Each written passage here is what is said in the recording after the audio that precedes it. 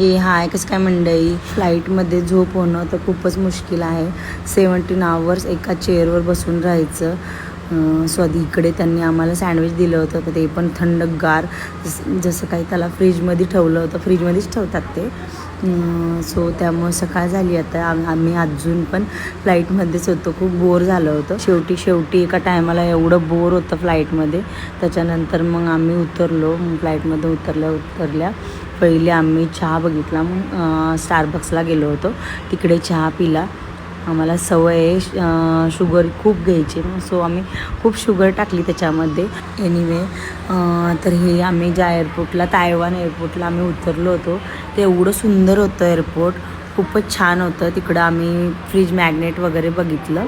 एक fridge magnet घेतलं मग आम्ही तिथून, आणि एवढे डेकोर आयटम्स होते तिथं. खूप छान वाटत होतं, घेऊशा पण वाटत होतं, पण ते घरी जाऊपर्यंत नीट राहतील का नाही त्याच्यामुळे आम्ही मग नाही घेतलं. पण हे एअरपोर्ट जे होतं ते खूपच छान होतं, खूप आवडलं आम्हाला.